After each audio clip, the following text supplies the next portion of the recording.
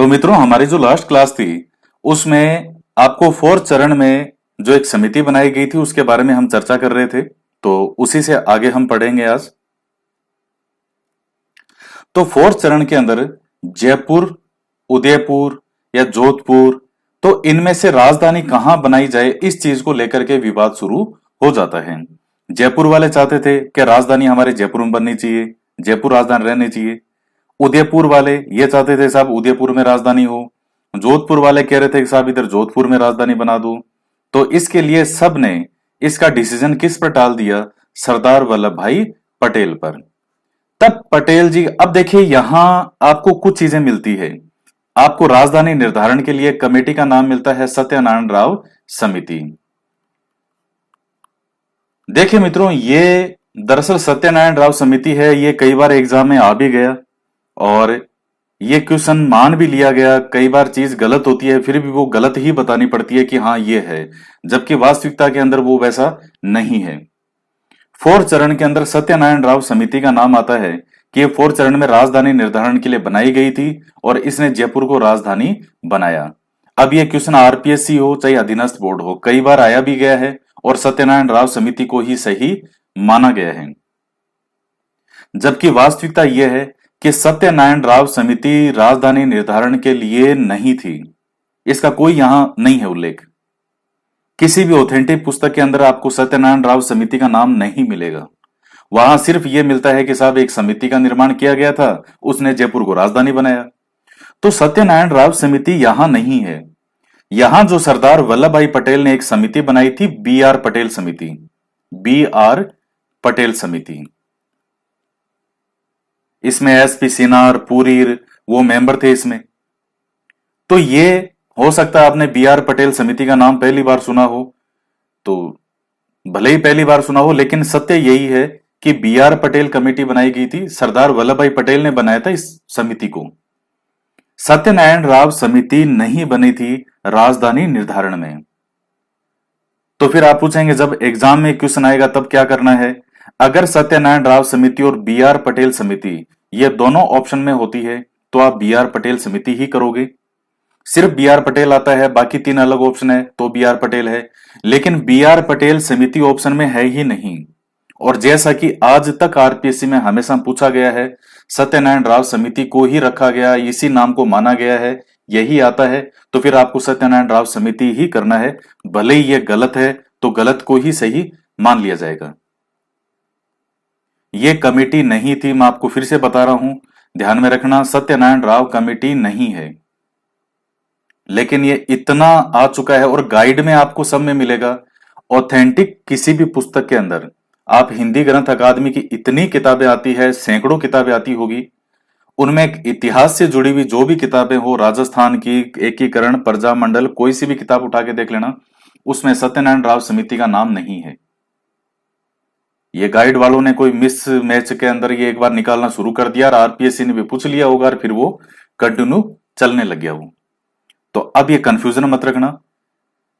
Fourth चरण में राजधानी निर्धारण के लिए सत्यनारायण राव समिति नहीं बनी थी, बी आर पटेल कमेटी बनाई गई थी, जो कि सरदार वल्लभ भाई पटेल ने इसको बनाया था। अब एग्जाम में मैंने आपको बता दिया, जिस तरह का क्वेश्चन आएगा, जिस तरह के ऑप्शन आएंगे, उसी तरह से वो क्वेश्चन किया जाएगा। और इसके तो अब इन्होंने कहा कि साहब जयपुर को राजधानी बनाए। क्या जयपुर को राजधानी क्यों बनाए? तो पहले तो उदयपुर कैंसिल होगा। उदयपुर कैसे कैंसिल होगा? क्या साहब एक तो पूरे इस राजस्थान से बिल्कुल दक्षिण में ही चला गया, तो यानी सबसे हटके है। आप किधर से भी आ जाओ आपको दक्षिणी राजस्थान की तरफ जाना पड़ेगा, पहाड़ी इलाका है, तो परिवहन के अंदर आपको समस्या आएगी, थोड़ी दिक्कत आएगी वो। और जोधपुर, तो जोधपुर में कहा कि साहब पश्चिम की तरफ है, धोरो वोरो में है, पानी वानी की समस्या रहती है, थोड़ा वो समस्या भी आएगी।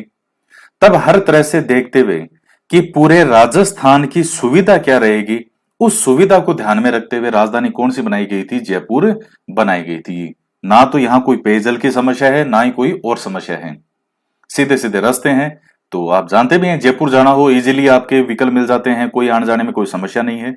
ये उस समय की मैं बात कर रहा हूं, 1947-48 की बात है, उस समय जब ना तो इतनी सड़कें थी, ना कोई इतने परिवहन के साधन हुआ करते थे, तब जयपुर को राजधानी बनाया गया था। तो बाकी लोग नाराज हो गए कि साहब हमको कुछ नहीं दिया। क्या साहब बिल्कुल नाराज होने की जरूरत नहीं है, हम आपको बिल्कुल कुछ ना कुछ देंगे। जैसे जयपुर है, तो जयपुर को तो इन्होंने बना दिया राजधानी। अब आगे हमेशा भविष्य में राजधानी जयपुर ही थी, जयपुर ही रहेगी। फोर्थ चरण में बना दिया गया इसे। और जोधपुर वालों को नाराज, क्या साहब आप नाराज मत हो, आपको हम क्या देंगे, हाई कोर्ट। तो हाई कोर्ट कहां है, जोधपुर में। अब कुछ कहेंगे कि साहब हाई कोर्ट तो जयपुर में भी है। वो हाई कोर्ट जो जयपुर में है वो ब्रांच है, वो शाखा है इस जोधपुर हाई कोर्ट की। हाई कोर्ट कहां है, वो जोधपुर ही है। ये तो एक ब्रांच है जयपुर में हाई कोर्ट की। तो जोधपुर वालों को क्या दे दिया गया, हाई कोर्ट, यानी उच्च न्यायालय। और उदयपुर का साहब, उदयपुर को क्या दें, कहीं यहां खनिज बहुत निकलते हैं, तो उदयपुर को दे दिया गया खनिज विभाग। और जैसे भरतपुर है, अब भरतपुर को क्या दिया गया, कैसा भरतपुर है, किसान लोग ज्यादा हैं, तो एक काम करते हैं भरतपुर को दे देते हैं कृषि विभाग। तो भरतपुर को कृषि विभाग दे दिया गया। कोटा वाला जो क्षेत्र है, कोटा रियासत को साहब, कोटा वालों को क्या दें, तो कोटा वालों को दे दिया गया वन विभाग। कैसा साहब आपके वन वन इधर खूब है, आपको हम वन विभाग देते हैं। तो बीकानेर रियासत, इन्होंने कहा साहब हमें भी कुछ दो, कह लीजिए आपको हम देते हैं शिक्षा विभाग। तो ये सारे विभाग वगैरह जो है ये कब बनते हैं, फोर्थ चरण के अंदर इनको डिसाइड कर दिया गया। राजधानी कहां बनाएगी, जयपुर में। खनिज विभाग उदयपुर को दिया गया, हाईकोर्ट जोधपुर को दिया गया, शिक्षा विभाग बीकानेर को, कृषि विभाग भरतपुर को, और वन विभाग कोटा को दे दिया गया। तो ये आपका हो गया इसमें कंप्लीट। अब हम इसके बाद में बात करते हैं कि उद्घाटन कौन करेगा। जो शुरू के 4 चरण हैं वही आपको ध्यान में रखने हैं, कौन उद्घाटन करेगा। तो चाहे जैसे जैसे याद करो, गाडगिल गाडगिल नेहरू पटेल, गाडगिल गाडगिल नेहरू पटेल, घोटे लगा लेना, इस शब्द को रट लेना। सबसे पहले चरण का उद्घाटन किया गया था एन वी गाडगिल। इनका पूरा नाम भी एक बार पूछा गया है, नरहरि विष्णु गाडगिल। तो सेंट्रल में मिनिस्टर थे एन वी गाडगिल। पहले चरण का उद्घाटन इन्होंने किया, दूसरे चरण का उद्घाटन भी इन्होंने ही किया, एन वी गाडगिल ने। लेकिन जो अब तीसरा चरण है उसमें मेवाड़ रियासत मिल रही है, इतनी महत्वपूर्ण रियासत है, तो बड़े लीडर आएंगे। तो तीसरे चरण के अंदर आते हैं पंडित जवाहरलाल नेहरू उद्घाटन करने के लिए। और चूंकि चौथे चरण के अंदर वृहत राजस्थान के अंदर एक प्रकार से राजस्थान लगभग हो चुका था कंप्लीट, तब चौथे चरण के उद्घाटन के लिए 30 मार्च को जो है वो कौन आते हैं, सरदार वल्लभ भाई पटेल। तो उद्घाटनकर्ता कौन कौन थे ध्यान में रख लेना, गाडगिल गाडगिल नेहरू पटेल। पहले चरण का एनवी गाडगिल, दूसरे चरण का भी एनवी गाडगिल, यही है सेम ही। तीसरे चरण में आए नेहरू जी और चौथे चरण में आए पटेल जी। तो ये 4 चरण है इनके उद्घाटन। अब आपसे वो पूछा जाएगा प्रधानमंत्री, यही प्रधानमंत्री पद बाद में कन्वर्ट हो जाएगा मुख्यमंत्री में। तो प्रधानमंत्री कौन है, तो वही शुरू के 4 चरण के प्रधानमंत्री आपको ध्यान में रखने हैं। कैसे याद करोगे, एक टर्म याद कर लेना, शोभा के गले में मणि। शोभा के गले में मणि। शोभा जो है सबसे पहले का कर लेना शोभाराम कुमावत, ये पहले चरण के प्रधानमंत्री थे। दूसरे का गले से याद कर लेना गोकुललाल असावा, गोकुललाल असावा। तीसरा चरण है इसका है माणिक्यलाल वर्मा। ये 3 तो हो गए, तो फिर 4th चरण जो बचे हैं वो है हीरालाल शास्त्री। आपकी कोई ट्रिक है तो चाहिए उससे याद कर लेना। तो ये 4 ही नाम आपको ध्यान में रखने हैं। जब शुरू के 3 हो गए तो 4th चरण का याद रखने की जरूरत ही नहीं है, हीरालाल शास्त्री है, यही है 4th चरण में और आगे यही रहेंगे। तो पहले चरण के प्रधानमंत्री कौन है, शोभाराम कुमावत। दूसरे चरण के प्रधानमंत्री गोकुललाल असावा, तीसरे चरण के प्रधानमंत्री माणिक्यलाल वर्मा, और चौथे चरण के प्रधानमंत्री हीरालाल शास्त्री। तो ये आपके जो चीजें हैं सारी मैन मैन कंप्लीट होती है। अब हम नोट से इसको देख लेते हैं।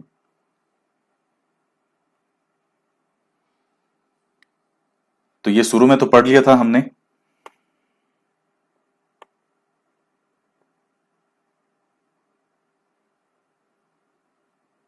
ये सब कंप्लीट कर लिया था।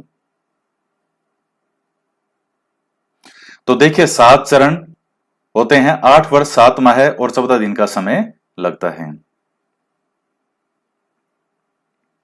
अब देखिएगा, सबसे पहले चरण के बारे में हम बात करते हैं। सबसे पहले चरण का नाम था मत्स्य संघ। कब है? 18 मार्च 1948। कौन कौन मिला? अलवर, भरतपुर, धौलपुर, करौली और ठिकाना था नीमराणा। इसका मत्स्य संघ नाम किसके सुझाव पर रखा गया था? के एम मुंशी के सुझाव पर। कन्हैया लाल माणिकलाल मुंशी, ये इनका पूरा नाम है। इन्हीं के ही सुझाव पर यह नाम रखा गया था मत्स्य संघ। और आप महाभारत काल में देखते हैं कि ये जयपुर के जो इस तरफ का जो ये क्षेत्र है पूरा उस टाइम मत्स्य प्रदेश भी कहा जाता था।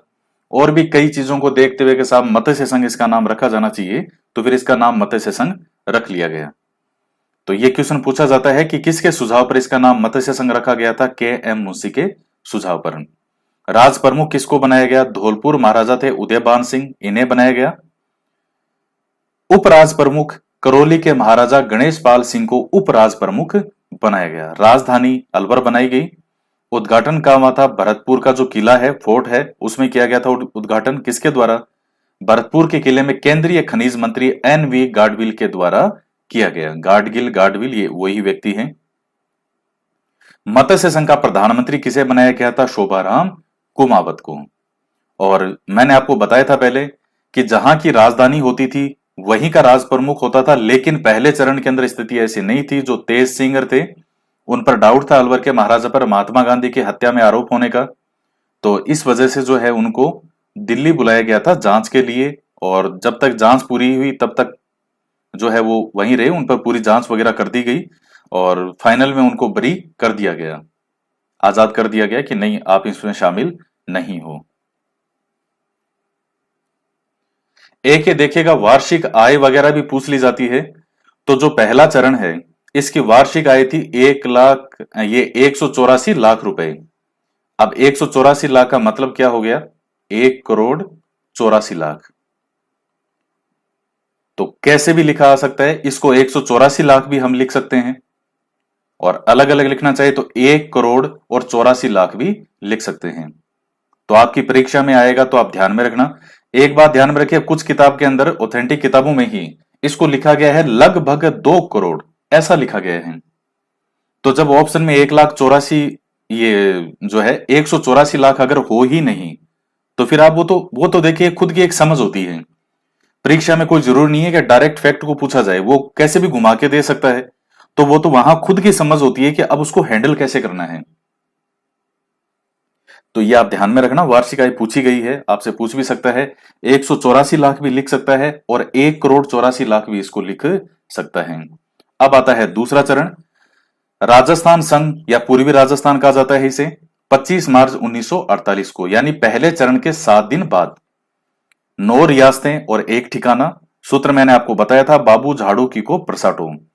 किशनगढ़, टोंक, शाहपुरा, कोटा, बूंदी, झालावाड़, प्रतापगढ़, डूंगरपुर, बांसवाड़ा और कुशलगढ़। राजधानी कौन सी बनाई गई थी? कोटा बनाई गई थी। राज प्रमुख कौन थे? भीम सिंह। और उपराज प्रमुख कौन थे? बहादुर सिंह बूंदी। वार्षिक आय 2 करोड़। तो ये पॉइंट आप ध्यान में रखना। पहले वाले के अंदर कितनी थी? 1 करोड़ 84 लाख या 184 लाख। दूसरे की कितनी है? 2 करोड़, दूसरे चरण की। और राजधानी कोटा है। राज प्रमुख कोटा का ही बनेगा भीम सिंह। उपराज प्रमुख बूंदी वाले को बनाया गया था बहादुर सिंह। हालांकि ये सोरा सोरा नहीं माना था, ये मैंने आपको बताया था, ये मेवाड़ वाले के पास में भागा भी था कि साहब आप हमारे में शामिल हो जाओ तो कोटा वाले का पत्ता कट अपने आप ही हो जाएगा। लेकिन वो नहीं मिले थे इस चरण में मेवाड़ वाले। प्रधानमंत्री कौन थे? गोकुलाल असावा, यह शाहपुरा प्रजामंडल के नेता थे, इनको बनाया गया था। और उद्घाटन किया था एनवी गाडविल।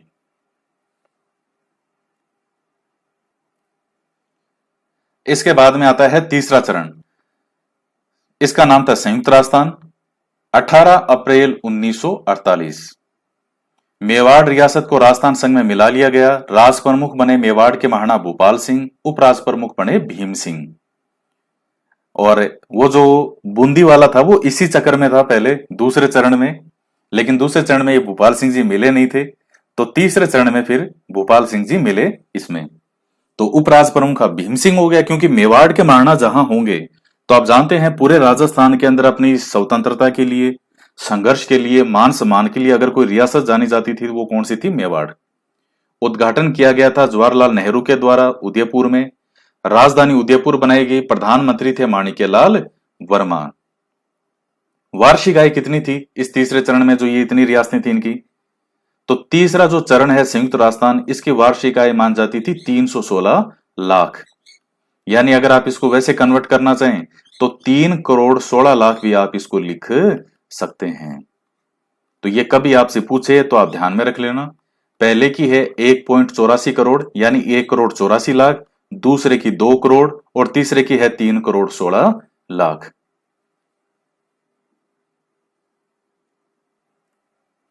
इसके बाद में आता है चतुर्थ चरण। फोर्थ चरण का नाम होता है वृहत राजस्थान। और 30 मार्च 1949 को 30 मार्च को राजस्थान दिवस मनाते हैं। इसमें संयुक्त राजस्थान के अंदर ये 4 रियासतें भी मिल गई थी। BJJJ, बी से बीकानेर, जे से जैसलमेर, जे से जयपुर और जे से जोधपुर। उद्घाटन सरदार पटेल ने किया था। महाराज प्रमुख बने भूपाल सिंह, राज प्रमुख बने मान सिंह सेकंड और उपराज प्रमुख बने थे भीम सिंह कोटा के। प्रधानमंत्री बने थे हीरालाल शास्त्री। तो ये आप ध्यान में रख लेना। और एक देखिए मित्रों, जो जोधपुर के हनुमंत सिंह हैं, ये पहले पाकिस्तान में मिलना चाहते थे, लेकिन बाद में सरदार वल्लभ भाई पटेल, VP मेनन, माउंटबेटन, इन सब ने प्रयास करके और हनुमंत सिंह जी को रोक लिया। इसके बाद में देखिएगा राजधानी जयपुर निर्धारित की गई थी। तो राजधानी निर्धारण के लिए मैंने आपको बता दिया श्री सत्यनारायण राव समिति की सिफारिश पर। अब हालांकि है ये गलत है पूरी तरीके से, लेकिन हर जगह यही आता है, पूछा भी गया है, RPSC ने भी मान लिया, अधीनस्थ बोर्ड ने भी मान लिया। लेकिन इनके मानने से कोई ऐसा नहीं हो जाता कि अगर इन्होंने मान लिया तो 100% सही हो गया, ऐसा नहीं है। सत्यनारायण राव समिति नहीं है और कोई अगर इसको चैलेंज करना भी चाहता कभी किसी इस क्वेश्चन को, तो आराम से चैलेंज कर सकता था, क्योंकि किसी ऑथेंटिक पुस्तक में यह नाम आपको नहीं मिलेगा। तो मैंने आपको समझा दिया, गलत है तो गलत भी पढ़ाना पड़ता है कि इसको पढ़ लो, हालांकि ये नहीं है फिर भी पढ़ाना पड़ता है। सही है BR पटेल समिति। यह समिति बनाई गई थी, सरदार वल्लभ भाई पटेल ने बनाया था इस समिति को। और कौन से मेंबर थे? SP सिन्हा और TC पुरी, ये दोनों इसके मेंबर थे। किसके? BR पटेल कमेटी के। तो 3 लोग हैं, BR Patel, SP Sinha, TC Puri. इन्होंने कहा था साहब राजधानी किसको बनाया जाए? जयपुर को बनाया जाए। सत्यनारायण राव समिति यहां नहीं है, लेकिन यही लिखी आती है तो मैंने लिख दिया, इसको ध्यान में रख लेना, पूछे तो कर देना इसको। शिक्षा विभाग बीकानेर, हाईकोर्ट जोधपुर, वन विभाग कोटा, खनिज विभाग उदयपुर और कृषि विभाग भरतपुर में रखा गया। यह भी पूछ लेता है परीक्षा में। इसके बाद में 30 मार्च को राजस्थान दिवस मनाते हैं, यह हो गया। अब आता है 5वां चरण, संयुक्त वृहत राजस्थान। यह 5वें चरण का नाम है।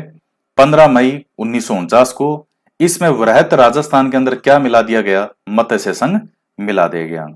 किस कमेटी की सिफारिश पर? शंकर देवराय समिति। यह समिति बनाई गई थी कि भाई आप बताओ क्या करें क्या नहीं करें। तो इन्होंने पूरा अच्छे से निर्णय लेकर कहा कि साहब ये जो है मत्स्य संघ को है कहां मिलाया जाए? राजस्थान में मिलाया जाए, यहां की जनता भी यही चाहती है। तो मिलाया गया था। और इसके सदस्य कौन थे? RK सिदावा और प्रभुदयाल। तो 3 नाम ध्यान में रखने हैं, शंकर देवराय और RK सिदावा और प्रभुदयाल। ये क्वेश्चन देखिए कई बार पूछा गया है RPSC में और अधीनस्थ बोर्ड में भी आया है। क्या क्वेश्चन पूछा गया है कि मत्स्य संघ को शंकर देवराय समिति की सिफारिश पर किस में मिलाया गया था? राजस्थान में मिलाया गया या वृहत राजस्थान में मिलाया गया? इस समिति के अन्य सदस्य थे, फिर 2-2 व्यक्तियों के नाम ग्रुप में बना करके और इस तरह से दे दिया। तो ये आप ध्यान में रखना, RK सिदावा और प्रभुदयाल ये थे सदस्य और शंकर देवराय जो है ये क्या थी? कमेटी। तो कितने मेंबर हो गए? 3 हो गए टोटल। मत्स्य संघ के प्रधानमंत्री शोभाराम कुमावत को शास्त्री मंत्रिमंडल में शामिल कर लिया गया। तो ध्यान में रख लेना इसको। अब आता है छठा चरण। छठा चरण 26 जनवरी 1950 को संयुक्त वृहत राजस्थान में आबू देलवाड़ा को छोड़कर सिरोही मिला दिया गया। देखिए छठे चरण का जो विधिवत राजस्थान नाम आपको, हालांकि सबसे पहले राजस्थान नाम आपको दूसरे चरण में मिल जाएगा, राजस्थान संघ या पूर्वी राजस्थान दूसरे चरण में आपको मिल जाता है। छठे चरण के अंदर भी राजस्थान संघ कहा जाता है इसको, लेकिन मेनली छठा चरण है उसका वास्तविक में सही नाम आपको मिलेगा राजस्थान। तो पूरी तरह से विधिवत नाम जो राजस्थान, अब चूंकि ये मिल तो गए सारे, लगभग बन गए, तो छठे चरण के अंदर जो है पहली बार विधिवत नाम से राजस्थान नाम है दिया गया। तो आबू देलवाड़ा को छोड़कर सिरोही मिला दिया गया। सिरोही को पहले कहां मिला दिया गया था? बंबई प्रांत, ये लिखा मैंने। आबू देलवाड़ा को बंबई प्रांत में मिला दिया गया था। हालांकि पहले पूरा सिरोही ही मिला दिया गया था, पूरे सिरोही को बंबई में मिला दिया था। बाद में बंबई में से फिर हमको कहा कि ये लो साहब, आधा सिरोही आप ले लो और ये इनको जो है आबू देलवाड़ा को बंबई में ही रहने दो। और बंबई से मतलब गुजरात, ये गुजरात ये सब उसमें बंबई प्रेसिडेंसी में ही आता था। तो ये पॉइंट आप ध्यान में रख लेना इसको। छठे चरण में सिरोही मिला गया आबू देलवाड़ा को छोड़कर, और 26 जनवरी थी उस दिन। एक चीज आप ध्यान में रखिएगा, एक क्वेश्चन आता है कि किस रियासत को 2 बार मिलाया गया था। तो आप जानते हैं छठे और सातवें में सिरोही को 2-2 बार मिलाया गया, एक बार यहां मिलाया गया आधा, सातवें में आबू देलवाड़ा भी मिलेगा। तो इस प्रकार से सिरोही का 2 बार विलय होता है। इसके बाद में आता है 7वां चरण, इसका नाम है वर्तमान राजस्थान, या आप इसको नवीन राजस्थान भी कह सकते हो। 1 नवंबर 1956, और इस दिन राजस्थान का एकीकरण जो है वो कंप्लीटली पूरा होता है। तो राज्य पुनर्गठन आयोग की सिफारिश पर अब ये जो आबू देलवाड़ा और ये अजमेर मेरवाड़ा ये सब कहां मिलेंगे? 7वें चरण में राजस्थान में मिलेंगे। तो ये राज्य पुनर्गठन आयोग की सिफारिश पर किया गया था, न्यायमूर्ति फजल अली की अध्यक्षता में यह आयोग बनाया गया था उस समय। तो माउंट आबू, देलवाड़ा, अजमेर मेरवाड़ा, सुनेल टप्पा, मंदसौर जिले की मानपुरा तहसील का गांव था सुनेल टप्पा, इनका विलय हो गया राजस्थान में। और कोटा जिले का सिरोंज उप विभाग जो है वो किसको दे दिया गया? एमपी को दे दिया गया। हालांकि देखिए झालावाड़ की तरफ जो है इस तरफ पड़ेगा, एमपी की तरफ ये भाग ज्यादा था। यानी जैसे मैं आपको समझाऊं तो ये देखिए, जैसे ये राजस्थान के बॉर्डर है, अब ये जो सुनेल टप्पा है ये है तो एमपी का, लेकिन ये हमारी तरफ है ये, और हमारे वाला जो सिरोंज है वो एमपी की तरफ ज्यादा था। तो हमने कहा भाई दोनों के एक दूसरे के स्थान एक दूसरे के बॉर्डर के अंदर काफी आपको दूर तक मिल रहे हैं, तो ऐसा करो इधर वाला जो आपका है वो हमको ही रहने दो, हमारे वाला जो आपकी तरफ है वो आप ले लो। तो इस प्रकार से ये बात, तो हालांकि ये जो सिरोंज है ये झालावाड़ की तरफ इस तरफ था, तो लेकिन था ये कोटा जिले का सिरोंज उप विभाग। तो वो झालावाड़ भी लिख देते हैं इसमें कि झालावाड़ की तरफ या झालावाड़ का सिरोंज इसको दे दिया गया। तो उसमें कोई ज्यादा इसमें डाउट में मत हो जाना, क्योंकि वो चीजें उसकी स्थिति के हिसाब से ये चीजें नाम आते रहते हैं इनके। तो जो ऑथेंटिक फैक्ट है वो तो ये है कि कोटा जिले का सिरोंज जो उप विभाग था ये किसको दे दिया गया? एमपी को। तो हमारे पास इतने मिले 7वें चरण में, और एक गया सिरोंज, ये एमपी को दे दिया। अजमेर है वो राजस्थान का 26वां जिला बनता है, अजमेर मेरवाड़ा को मिला दिया गया हमारे यहां। राज प्रमुख और महाराज प्रमुख पद समाप्त कर दिए गए, और राज्यपाल नाम से नया पद सर्जित हुआ। कब की बात है ये? 1956 की। ये राज प्रमुख और महाराज प्रमुख पद सब समाप्त कर दिए गए।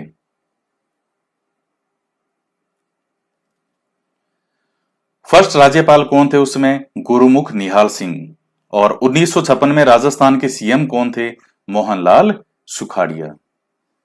तो ये कुछ फैक्चुअल चीजें हैं, फैक्ट हैं, आप ध्यान में रख लेना। ये 1956 की बात है कि जब राजस्थान का एकीकरण कंप्लीट होता है तो राज्यपाल कौन बने फिर?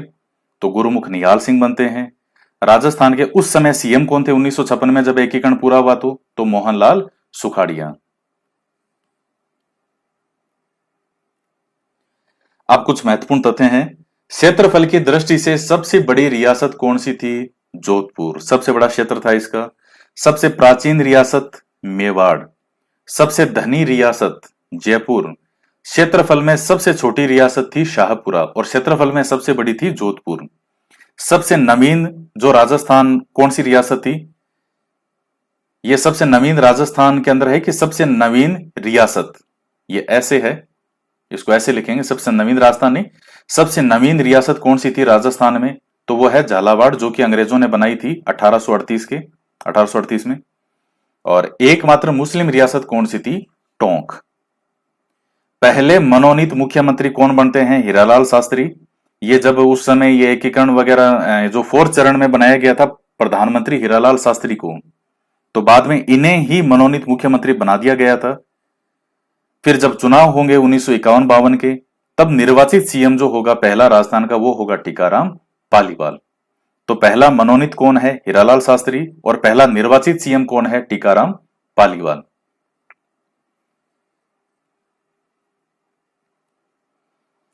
बांसवाड़ा के चंद्रवीर सिंह ने कहा था कि मैं अपने डेथ वारंट पर हस्ताक्षर कर रहा हूं। यह आपको मैंने बता चुका हूं। मैं जब बांसवाड़ा के चंद्रवीर सिंह साइन कर रहे थे तो बड़े दुखी मन से किए और कहा कि मुझे ऐसा लग रहा है जैसे कि मैं अपने डेथ वारंट पर हस्ताक्षर कर रहा हूं। राजस्थान को स्वतंत्रता प्राप्ति के बाद बी श्रेणी में रखा गया था।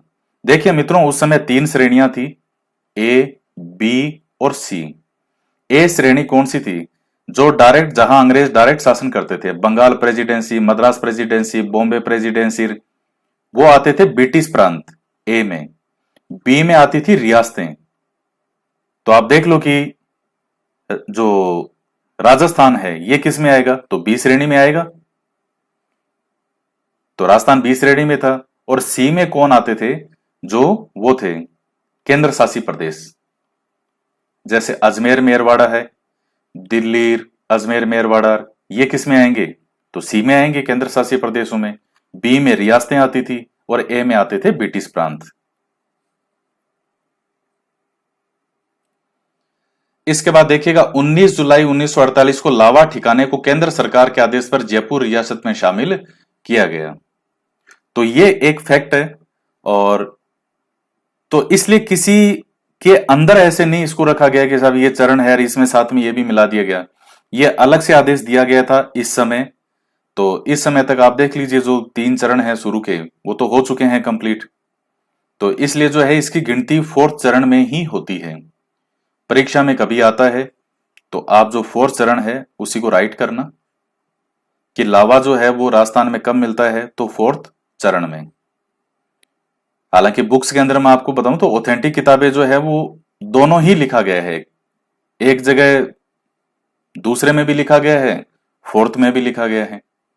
लेकिन ये जब इस समय मिलता है तो फिर बाद में इसको 4th चरण के अंदर ही काउंटिंग इसकी की जाती है।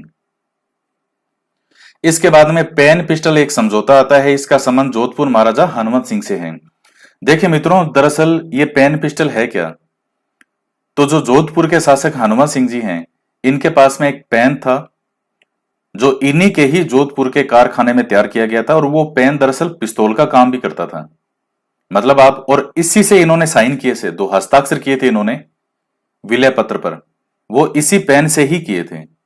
और दरअसल उस समय इन्होंने सचिव जो वीपी मेनन है, ये जब दिल्ली गए हुए थे साइन करने के लिए, इनको बुलाया था वहां, तो अचानक इन्होंने वीपी मेनन के सामने ये पिस्तौल तान दी।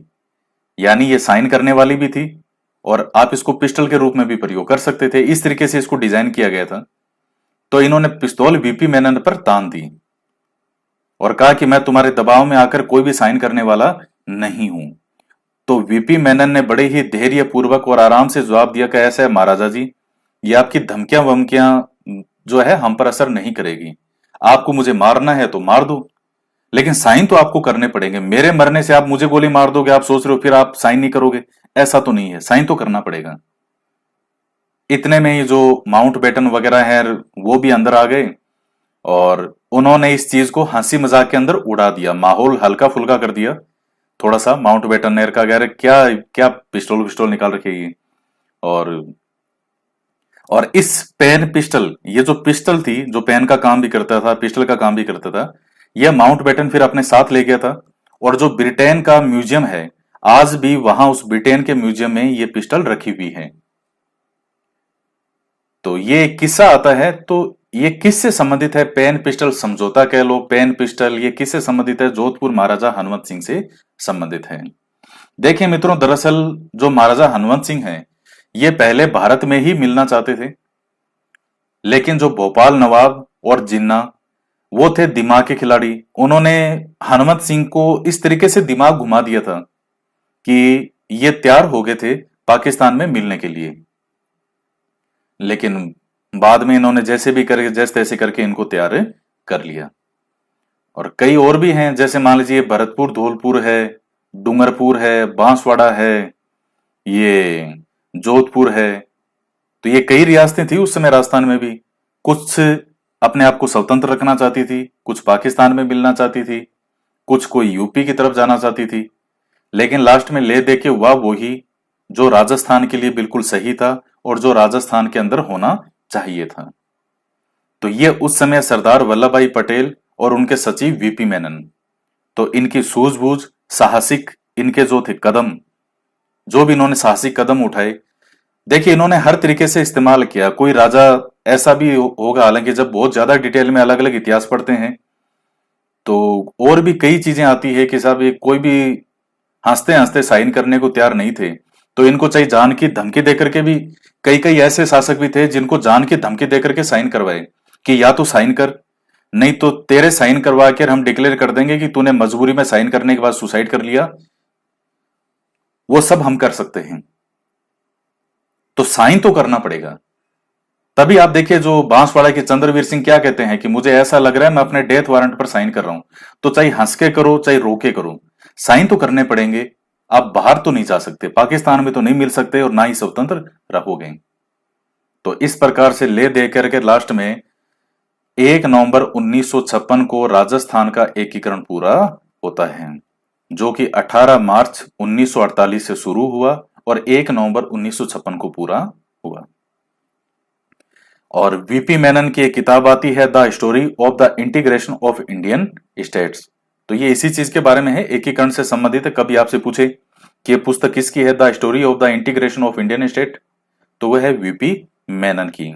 इसमें बड़ी जबरदस्त जबरदस्त बातें कही है इन्होंने कि साहब कैसे कैसे साइन करवाए वो हम जानते हैं कि हमने हर तरीके से किसी को लालच दिया, कोई कैसे माना। अब जैसे मान लीजिए मेवाड़ के मारना है तो सम्मानजनक स्थान था उनका, तो उनको सम्मानजनक तरीके से ही मनवाया गया। हालांकि वो मिलना चाहते थे लेकिन वो थोड़ा सा उनके यह था कि यार मैं किसी में मिलूं क्यों, हालांकि पाकिस्तान में नहीं मिलूंगा मैं, लेकिन वो 1300 वर्षों का इतिहास और मुझे किसी के अंदर विलीन होना पड़े, तो थोड़ा सा एक वो स्वाभिमान वाली आप कह सकते हो।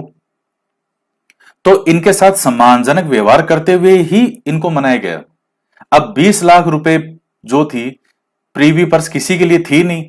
सीधा सा पहले नियम था कि 10 लाख रुपए से ज्यादा प्रीव्यू पर्स किसी को, किसी भी रियासत को नहीं मिलेगी। लेकिन जब इन्होंने 20 लाख की मांग रखी कि मुझे साहब 20 लाख रुपए पेंशन मिलनी चाहिए हर वर्ष, तो उसका तोड़ निकाला गया कि 10 लाख रुपए तो आपकी क्या है, ये रहेगी प्रीव्यू पर्स, 5 लाख रुपए धार्मिक कार्यों के लिए, 5 लाख रुपए बतर करके 20 लाख पूरे कर दिए। तो उनकी भी बात रहेगी कि हम जो है कितनी देंगे प्रीव्यू पर्स, 10 लाख से ज्यादा नहीं देंगे। तो जो उसने ये सरकार है, रियासती विभाग, उसकी भी बात रहेगी। और जो मेवाड़ के महाराणा है उनकी भी जो इच्छा थी कि साहब हम मुझे 20 लाख मिलनी चाहिए, तो उनकी भी बात रहेगी। तो जो जो उन्होंने डिमांड की वो इन्होंने सहसम्मान पूरी की। तो सामने वाला व्यक्ति कैसा है उसके आधार पर है, किसी के जोर जबरदस्ती भी साइन करवाने पड़े तो वो भी करवाए, किसी को समान वश तरीके से मनाया गया कि साहब आज तक आपका इतिहास ऐसा रहा है, आप इतने अपने उस इतिहास के लिए जाने जाते हैं, हमें आपसे पूरी आशा है। तो ये बात है। और देखिए इसमें सरदार वल्लभ भाई पटेल ने जब 5 जुलाई 1947 को रियासती विभाग बनाया था, तो उसी समय सरदार पटेल ने बड़ी ही अच्छी सी बातें कही। सरदार पटेल ने पहले तो ये कहा था कि भाई आप जो है हमें पूरी आशा है, यहाँ की रियासतों के जो राजा है, देखिए उन्होंने किस तरीके से बात कही। पटेल जी ने, हालांकि वो बातें इतनी अच्छी अच्छी बातें हैं, तो पटेल जी ने यह कहा था कि आप यहाँ की जो भी भारत की रियासतें हैं, तो हमेशा से आपने अपना योगदान दिया है इस देश के लिए, कभी भी इसे दूसरा देश नहीं समझा, आपकी अपनी रियासत थी फिर भी आपने हमेशा अपना योगदान दिया और सह सम्मान इसको बनाए रखा। हम भी जो है पूरी तरह से ये विश्वास आपको जताते हैं कि आपके पास, आपके साथ इस तरह का कोई व्यवहार नहीं होगा कि आपको बाद में जुड़ने के बाद में अफसोस हो। हम कोई आप पर इस तरह का टॉर्चर या कुछ भी नहीं करेंगे। भारत सरकार आपके उसी सम्मान को बनाए रखेगी जिसके आप हकदार हैं। तो पहले तो ये कहा तो सब राजाओं को लगा साहब बहुत बढ़िया, फिर बाद में थोड़ा सा ये भी कह दिया, लेकिन अगर कोई व्यक्ति, अगर या कोई शासक ये सोचे कि मैं अलग होकर मैं मेरा आराम से रह जाऊंगा, तो तो ये केवल उसकी भूल साबित हो गई। पहले से सम्मान सबको आमंत्रित भी कर दिया उनके सम्मान को बनाए रखते हुए, और दूसरी लाइन के अंदर उनको चेतावनी भी दे दी कि कोई अगर समझता है कि मैं स्वतंत्र रह जाऊंगा तो वो केवल उसकी भूल होगी, ऐसा सोचने की गलती मत करना। तो ये जो भी था, इसलिए सरदार वल्लभ भाई पटेल को लोहा पुरुष कहा जाता है। तो दोस्तों, ये आपका राजस्थान का एकीकरण है और ये आपका कंप्लीट होता है। तो आप पूरी संभावना है कि इसमें से आपके एग्जाम में क्वेश्चन पूछा जाएगा, तो आप इसको बहुत अच्छे से पढ़िएगा। तो आज की क्लास में इतना ही, तो मिलते हैं नेक्स्ट क्लास में।